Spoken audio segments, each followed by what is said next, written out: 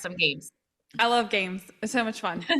And I do I more like games games. with the younger kids. And Yes. then as like I think I said last time, as they get a little bit more confident and then they start to enjoy the music and the music takes a little bit more precedence, then we pull back on the games. I feel like that's a natural progression because I don't want to make a 10-year-old feel like I'm just kind of treating them like a 5-year-old. They Or don't appreciate that. babysitting them. You don't want Yeah. them to feel like that. Yeah, And when for they sure. ask, I'm just like, well, you're getting a little bit older now. So we pull Yeah. the games back a little bit.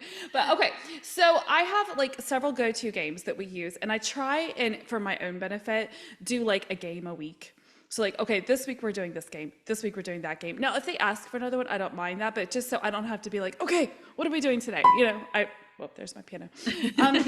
So one of my favorite games for chatty girls is 5 second rule. Okay. And so I use this little timer. It's a 5 second timer. And I'll just be like, it has cards, but honestly now I just ask them, I'm like, okay, name me 3 desserts. And they're like, okay. I'm like, are you ready? And they're like, and then they have 5 seconds to name their desserts. Now it's nothing to do with music, but for me it's a brain break. So they play their song and then we do 5 second roll. Then we do and we kind of come back to that, 3 to 5 times during their lesson. And it just keeps it going back and forth and then the 30 minutes goes really fast. So it's not music related. I'm gonna throw these real quickly. These are not music related games at all. If I have a kid who loves words, and sometimes I do get them, then I use bananagrams, okay? And then Yes. they get to pick a letter each time, and then they can like build a word if they want, if they think that's cool. And then I have trouble. So this is the all-time favorite at the moment, okay? Especially the boys. I don't know. They like the luck of the draw. And so they get to push it, I push it, and then we just write the score on the whiteboard. So that's real quick. And then I'll just bring one more out today. And then I have kids who are very tactile learners, like they like to be hands-on.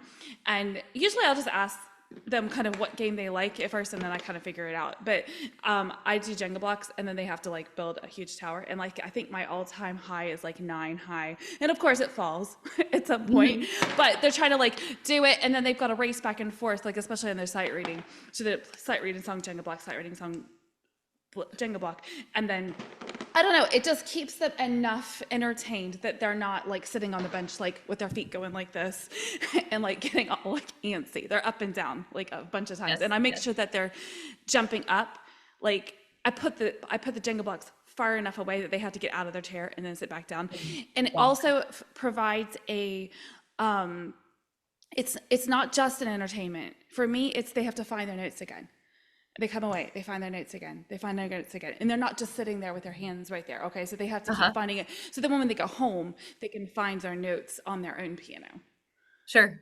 Okay, Sure. so those are Good. those are my non-piano games. What do you have? Okay. What sort of things do you do So I in your pretty lessons? much the only non-piano one would be the Skittles game. So I have like a little you can just have a container of Skittles or whatever. Are And those bowling pins? bowling pins. No, Skittles are candy. Oh, the Candy. candy Skittles. Okay, sorry. That was one of those cross the sea. Cross-cultural things. Yeah. Yeah, Skittles yeah. candy. Skittles candy. Okay. So you have a little chart and it's like if you draw a red, you tell me something that happened to you today at school. If you draw a green, you tell me your favorite color, Oh. yellow, like kind of thing. So like I find that that's helpful. Sometimes kids some of them are not intimidated by adults at all. They have to be kind of corralled to be quiet, Hmm. but some kids are the opposite. They're afraid of you or they're afraid to talk.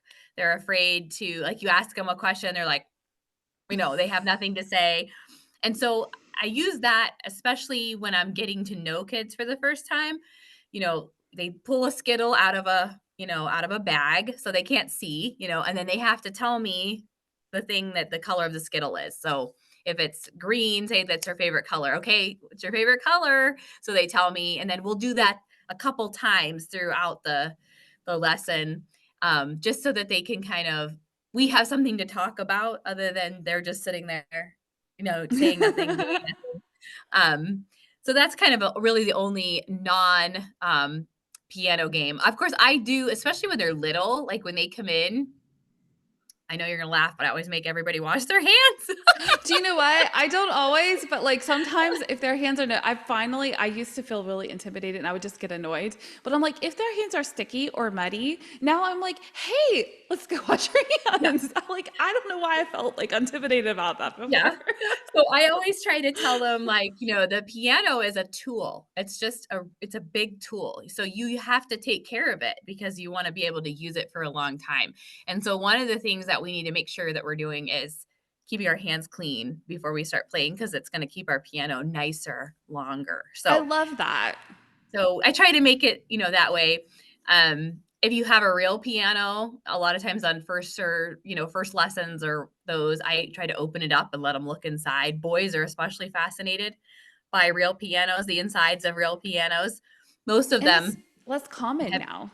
yeah, right. They've never seen kind of the inside of a real piano, like what's happening when they're pushing the keys. And Mhm. so I do that for, newer students. We wash our hands and then I'll have them, we do a lot of stretching. We have to get our fingers ready. We're going to stretch through our fingers. We're going to wiggle them, and then, we do 1, 2, 3, wiggle, wiggle, wiggle, wiggle, just so that they're not just frozen. Mhm. You know To get what I them to mean? relax a little bit, Yes, loosen yes, up a they're little just kind bit. of frozen. Oh, So that's a those good are probably idea. only really non-piano games kind of activities. So, what others do you do for Um, that are piano that are more teachable? Okay, so let's start with like preschoolers or whatever, like Yep. the very early stage again. I have my dice. Now, I have a dice that I just throw. Like, honestly, I have some girls on the softball team and they love to catch. So I'll just be like, I'll almost like, now they know it's coming. I'll like pitch this at them and they're like, they catch it and they're really good at it. I always drop it. And then it's just like whoever gets the highest number. That's for, again, a non like in between things game. But I have these dice that I got at the Dollar Tree that Yep, are whiteboard dice, and yep, I'll write like when they're doing the CDE group or the FGAB group on the piano. I mhm. have some kids and I'll show them where it is on the piano and they know it forever. And that's it. That's all I have to do is show it to them. And then I have kids who like are coming for weeks and weeks and turning into months and they're still like, where's C? Yes, And I'm yes. just like, okay. So then okay, I don't have it with me. Okay. You know the bananagrams that I showed you? Yep, Okay. So I pulled out CDE and yes, FGAB and I yep, stick them in bags and then I'll let them, choose one out of yep. the little glass dish and they'll okay, let's play that one. Where is that one? And then we find it. Also I use that on a cube. So I just taped these on because they rub off on this and it's just annoying. So I have a CDE cube that I'll just throw at them and they're like, okay, which one did you get? You got C. Okay, play me a C. And we'll just go back and forth with that. Sometimes I also use on the same lines, I have flashcards that I printed off that I have available to my students just like this, and they, Yep. they can print them off. And I'll, instead of using them as a flashcard, I'll just use the letter on the back and I'll pull out the CD's E and I'll stick it on the other side of the room. So they have to run over and they have to they grab an E, and they have to play the E, and then I'll time them for a minute. So the boys especially, they like to be timed. Now the girls don't want to be timed. It's not always boys and girls, but you see a pattern going on. If they really want to be timed, then they see how many they can get. And that kind of reinforces that where they are on the keyboard. And if we do that kind of every week for a few weeks, then they usually kind of start getting it. Sure. Do you have any others that you wanted to talk about that were So I music do the related? same with the dice. So I have some flashcards, and so I have them pull one. So I have flashcards like you where it's actually on the staff, like that, so that you're Like looking this? at the staff, right? Yeah. And Okay. then I have some others that are just letters.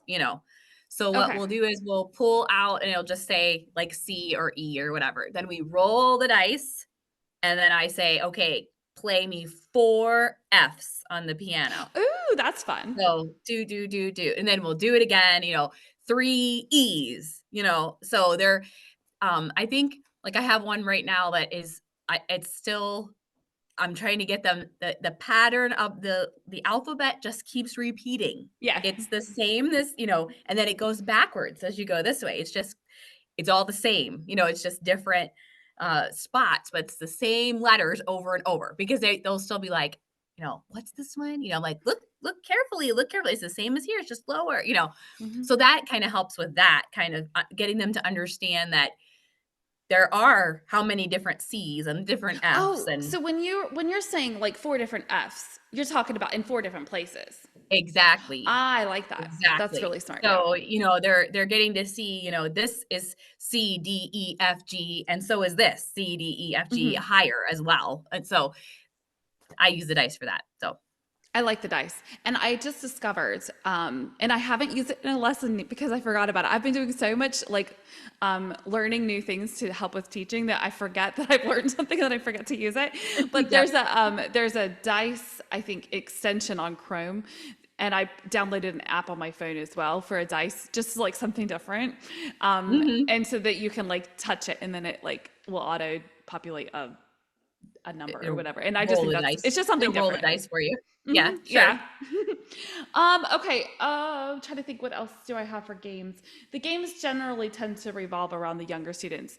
I do have some things I use. Maybe this is a good transition into websites because there are some websites that I use sort of as games as well. But you said you had some website. Do you want to share some of those? Sure. So Teachers Pay Teachers. I don't know if you're familiar with that Yeah. website. So I use that one a lot. There's one called Making Music Fun. I use that one a lot. Ooh.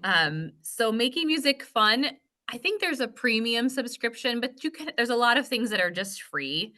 I really like it for very songs that are familiar that are really simple. So like Twinkle Twinkle Little Star, Happy Birthday, you know, some Christian songs, Bible, Oh How I Love Jesus, This Little Light of Mine. So they're written up very nice. They look like regular music. They're just super simplified, but Hmm. it's a song that they already know. And especially I find kids that you know, that like to sing, they like songs that they already know because Hmm. then they can sing along as they play. So I use that one a lot. Are And they, a lot of my students that would do a lot of church music, I have them make a little binder and you know, we just put on their Sunday school songs. And so I use a lot of those, you know, with the songs that they would learn in Sunday school. So they've got a whole little book full of Sunday school songs that they can play, which they love that. are they printable? They are. Ooh, Yep. cool. That's Yep, fun. they're printable. That one, and then the other one is probably for more advanced, although she has some very easy things on there as well. She's called The Church Pianist. Her name is Jennifer Cook, and her name is only spelled with one N though, Jenifer. Um, but it's The Church Pianist. She has a lot of free stuff on there. She gives a lot of quick tutorials for helping with hymn playing, things like that. Um, a lot of simplified songs for offertories that sound very nice, but they're very simple. So they would be definitely for that, you know, very early intermediate student who wants to play for church, but it doesn't sound like baby songs. They sound very Yeah. nice. They're nicely done.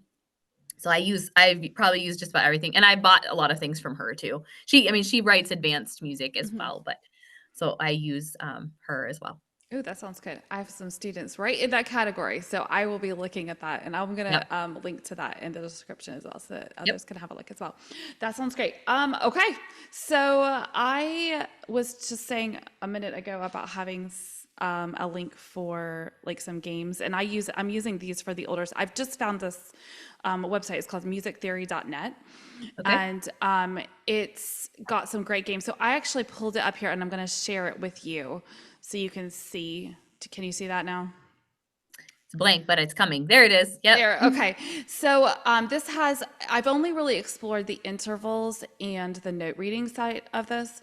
But like if like, okay, it's a second, so they get to click on that. Now, I don't know if you can hear it or not. Sometimes I'll have to share the sound and then they can just click on that. And it's just a different way of reinforcing the intervals. Mhm. And so I like that. And then they also have a note recognition one, which is basically you can set the values of it. So you can like on the Yes. intervals, you can go second, thirds, fourths, fifths, sixths, sevenths, and octaves. And so then it's just a different way. Like they're writing it in their theory book, but it's just another way of learning the same thing and without Yep. dragging it along too long. Right, right. Okay. And I then do Go ahead, I'm sorry. no, Let's go talk ahead. about about intervals. That's kind of another game I play with a little bit older kids is kind of for ear training with intervals. Oh. So, I'll talk about steps and skips and jumps, and I'll just have them listen and tell me what they think it is. Is that a step? Is that a skip? Is that a Mhm. jump? Or is it the same? Is it the same? What am I playing? So, and I'll have some of them that are a little more active. Like I have them acted out the steps, the skips, the Oh, jumps. that's fun. Oh, they would like that, so they could just step or they can skip when you're playing it and kind of, like, get Right, to a certain like, as they spot. listen, "What do you think that is?" "It's a step," or "It's a Ooh, skip," or I'm "It's a like, "Oh my jump," god, I'm gonna try this whatever. out." Sounds like fun. So so they like that because it's not just, listening and trying to, decide, but Yeah, yeah, go it's ahead. just like they wanna get out some energy or whatever, Yep, so yep. that sounds Mhm. fun. I have over here somewhere. I found this in the summer. Okay, so we're looking almost a year ago, and I printed them out. So I have no idea where I got them from. Oh wait, no, it says colorinmypiano.com. That's where I got them from. I've used her too, Joy, her name's Joy. Okay. Well, they're ice cream. And Yes. it's really fun. I just used these yesterday. And one of my we just got it was yesterday or Monday, and we just got on the floor and I just there were seconds and thirds and they're just like look like that. And then Yep. he moved them around and he thought it was fun and his favorite thing in the whole wide world was ice cream. And so it was just a win all around. Perfect. So that was really fun. And then one other thing I had mentioned before apps, so I brought this up right here. So this is Flash Night Derby. Can you see Right. that right Mhm. there? And I'm Yep. just gonna, I clicked A, B, and C in the left hand, and then you should be able to hopefully see the little horses going. Yep, there they are. And we've got your F. And so I get the student, if I'm online, they'll say it, and then I'll do that. So that's just another way of doing your flashcards differently. And I've Yes, had quite a few students purchase that app because they think it's so much fun. So that's a win for okay. me too. Anyways, theory. What you were we talked a little bit about theory. We're kind of a little bit spaghetti going all over the place today. That's okay. Well, So some of it overlaps because yeah. you use games to teach theory, etc. So So how do you teach theory? Do you do a book or do you just teach it as it comes up? you usually, I always had a theory book, when I was taking lessons. So I don't make them have a theory continuously, but definitely that first theory book after they are kind of reading notes a little bit, I do have them Like have a level theory one. book. Right. Right. Right. Go through that and then I kinda judge, because sometimes kids stop taking lessons or whatever, and you can kinda see where they need to maybe what their weaknesses are, so then you can decide what kinda direction you're gonna go. Um, but I do like a theory book. I am probably, um I am good with theory, up until you get to, like, a lot of the chords, real like, more complicated stuff like that. That is hard for me. So, I don't teach advanced students, so I don't it doesn't it's not a problem, but that would definitely be something I would need if I was gonna take Right. lessons. Right. I don't actually do theory with my advanced students. Now, I probably should and probably could. I just haven't because most of my students are kind of at that method book stage. And I haven't been teaching a lot of students for more than really 5 years. And so now the bulk of my students are kind of at level 2, 3, and we're kind of like getting a little bit further up. So my theory goes through level 4 on the method books. And then I don't really have anything after that I do with them. But then we start doing Mhm. some improvising and stuff like that if they want that. So the same. I use the method books and we just go with whatever they're doing in the method book and roll with Yep. it. Right, right. Okay. So what about, some of your more advanced students? I know some of your kids would be considered more advanced, um, but about practice tips for that? Oh, yes, practice tips. Okay. I just have a couple. because at that point I'm trying to transition them a little bit out of just playing through their songs 3 times, and that's really not enough when you get to advanced literature, No, it's not. because they're just like, I still can't get it, and we're like, okay. So I have two big things that my students would probably tell you that they know that we're gonna do with their stuff. And before I go to those, I have learned enough over the years that telling them to do something is not enough. And so modeling in the lesson is very important. And that's something where early on I would just tell them, and like I didn't want to waste the time in the lesson going through something a few times. And I'd be like, okay, we'll do this many times at home. Yeah, there's no way they're just not going to do it. So I'm Okay. like, okay, we're gonna do this at the lesson, and then I want exactly what we just did. I want you to do that at home, and then they kind of like, oh, okay.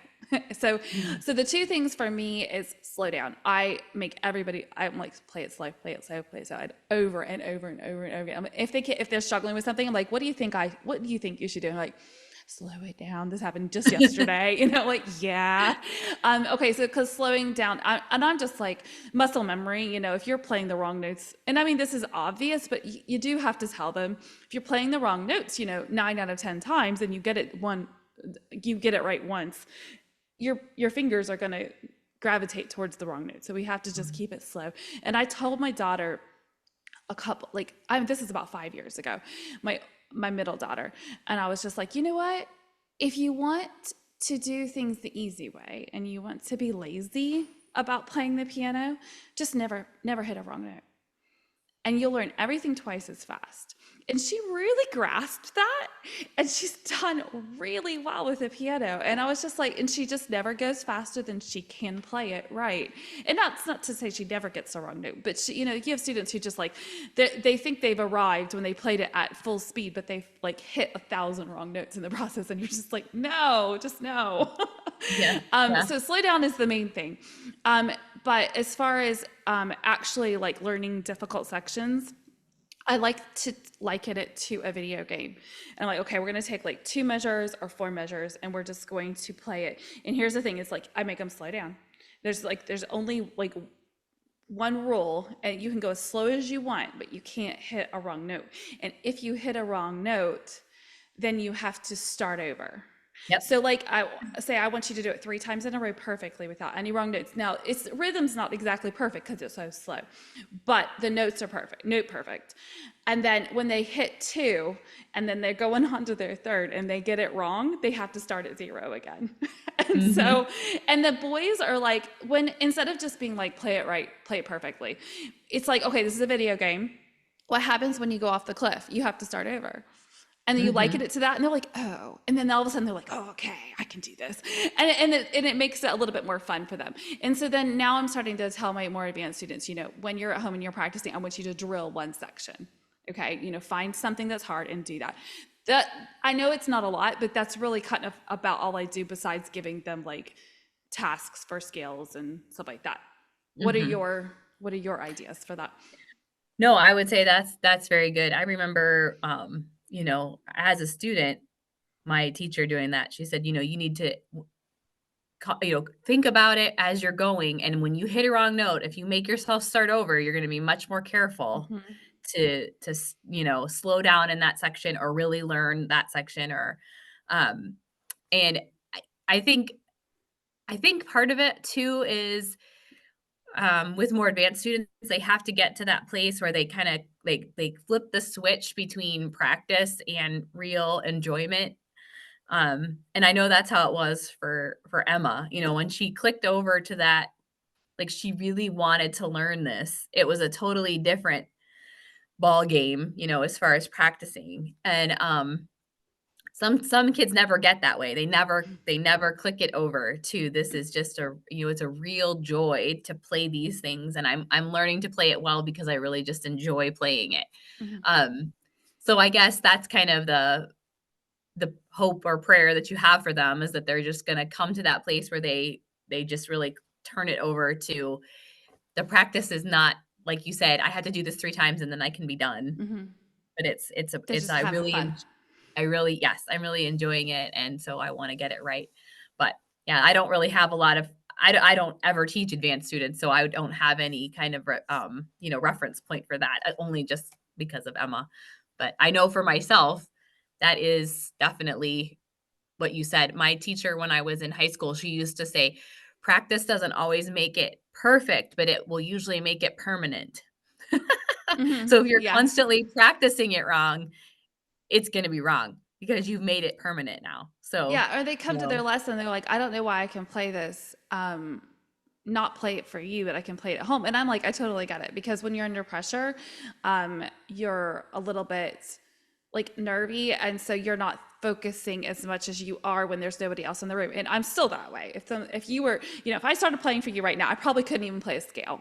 Like, well, I have to slow it down. And so then I tell them it's actually really a good thing because when they get up for a recital, they're going to be a little bit nervous. So if they're a little bit nervous coming into their lesson, I'm like, well, then you're practicing being nervous every week, so that's actually good. Mhm. But then I'm like, if you don't practice it slowly at home, so like right now we're gearing up for a recital here in a couple of weeks. Well, in about less than 2 months. It's in May, and I'm like, okay, I want you to play it fast, but I also want you to play it slow. And that way, if you can have that control and maintain that control at a slower tempo, then when you come into a stressful environment, which is a little bit with your lesson, although I try and keep it fun, but they're still realizing that I'm really paying attention to the notes. Or when you go and play in a recital, that you can pull it back. And I'm like, don't play it 100%. I want you to play it at like 90, 95%. And then you can have a little bit extra time to think and have so many things in your mind. There was one Mhm. other thing I wanted to mention with students who they're just playing their song, and if they really tried, like if they were in a performance environment, they'd probably do a better job, but they're just like, yeah, it was close, it was good enough, it was fine. And I'm like, I want them to care a little bit more that they got wrong notes and try a little bit harder. So then I'll get them to say they have a piece, and this isn't really just advanced students, this is more kind of like once we hit like level 3 and up. Like, okay, you get to the end of the line, you can go on if you didn't get any wrong notes, but you can't go on if you got any wrong notes. And it's just basically an exercise in training your brain to focus a little bit harder. And I don't do this if they're really struggling with the notes. It's just if they kind of know the song and they're just not trying. I'm like, okay, so if you, and then the lazy ones, and it's not lazy, not in a bad way, but they're just trying to hurry and rush through. Then they stop and they slow down, they focus because they want to get it done sooner, and they get it done sooner if they play it correctly and slowly. so, Mhm. Mhm. so. Um, yeah, I find that even for younger kids, oftentimes, I get frustrated because of, working with them as you're sitting right beside them. Um, they're counting, "Oh, by the way, all this week as I was playing, I was thinking cantaloupe, watermelon." But I think, we go through it, they're doing really great. It's no real challenge as far as a new notes or new tempo or anything like that, or, different timing. But I just know when they're at home, they're being, lazy with their practice. And so like you said about saying to the student, "What would I say to you?" And you slow down. Yes, exactly. So what would I say if I was with you practicing? Be careful. Exactly. We're not just trying to hurry up and play this song a couple times, and every single measure you need to be counting, every single one. Think, think, think. So that is sometimes just an age thing, do you think? Like, or like a maturity thing where they get just a little older and they kind of will start to do that better? Do you I think think that's that? a human nature thing. I mean, we just don't work as hard when nobody's listening, do we? I Yeah. I don't worry too much about it. I like what you said about, what would I say when you're practicing, I think that's a good idea. I listened to a podcast a while, maybe a year ago, about like that intrinsic motivation, like the motivation that comes from inside you. And I think that is a maturity thing. It's not going Mhm. to necessarily happen right away. I know they don't count at home. But I'm like, but they count when they're here, and eventually it sticks. So Yeah. I'm not too worried about it. I'm like, um, I just figure, eventually it's going to start sinking in. And basically, my goal is to get in my students' head, like the cantaloupe, watermelon, carrot, Yep. and all that kind of stuff. They're playing along, and then they get to a half note, and I'm like, carrot. And I know they've got it in their head eventually once they get home. But I just think it comes with time. And I think it's good to try to get them to think about that at home. I don't, but, you know, and even if they have parents or siblings that play, maybe that helps a little. But I think just over time, eventually, um, they want to pass. Okay, so I know with my girls, my youngest especially, when she was playing at home, and I didn't really teach her a lesson. I didn't sit her down and be like, okay, we're having a lesson at that time. But it was basically like, okay, I want you to play the song, and when you're ready to pass it, I want you to come get me, and I want you to play it for me. And she would play it, and I would tell her like throughout the week, I'm like, you're counting it wrong, and she'd get mad, and she'd be like, I want to do it this way. And I'm like, well, okay, whatever. But she comes to time, she wants to move on because she's bored of it.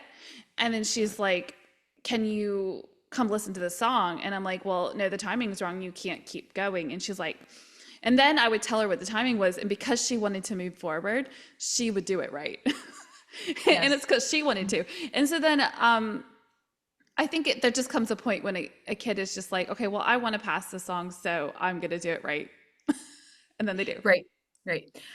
Yeah, I guess that's what I was trying to say is, with the students, even the younger ones, you know, I've had them say, "I want more songs to practice," or "I'm bored. I only have this one song," and I'm like, "Well, then we have to get this one right, and then you can have another one. You can have three new." Yeah. So it's I really don't like to keep because I have had students come to me where I know that they were kind of just but because they don't even know their notes, but they're telling me they're in book 4. You know what I mean? And I'm Yeah, that thinking, is awkward. you can't even you don't even know where you're supposed to put your hands. So how are you playing book 4? Because I think they're memorizing. They're just Hmm. listening and memorizing. Hmm. So, that's why I'm kind of I guess what I'm trying to say is as a teacher, I try to, make sure even the simpler songs that they've learned them really, really correctly before we're moving ahead because I don't want them just to memorize it and then not really know what they're doing. Right. And that's where I love, and I'm going to put another plug in for the sight reading books because it gives Yep. you a lot of material on the same plane in different order. So I love that. But I have received students in the past. Actually, I did a trial lesson with a student, and they were supposed to be in like level 2, and I wanted to start them back at level 1 because I didn't know any of the notes. Mhm, And I'm mhm. like, well, if we're going to progress, we're going to hit a brick wall and we're just never going to go any further. So I wanted to start. And sometimes parents are willing to do that, and sometimes parents are not. And if they're not, that's okay. They just find a teacher that is like, better equipped to meet the needs that they're looking for. But I don't think it does help the student at all when they're just grasping and they're really struggling, and then they get frustrated and then they're going to quit. Mhm. Yep, absolutely.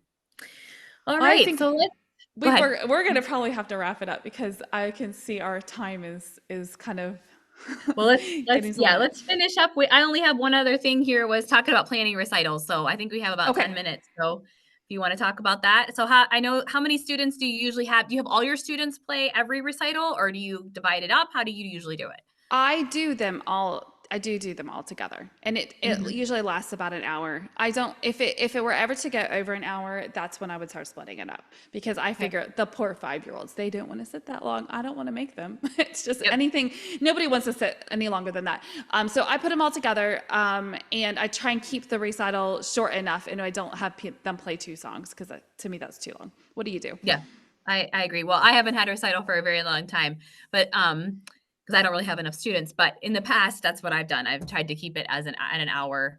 I do feel like we talked about music appreciation last time, but I think that that is a good training time for those younger students. It lets them hear more Hmm. advanced students, and it also, they've worked hard and you've worked hard, and they are both acknowledging each other's work and respecting that person's work. And that's what music appreciation, a lot of it is sitting and listening to somebody else's time and effort that they gave. And I think that that's good for younger students to learn to do that even when they're younger.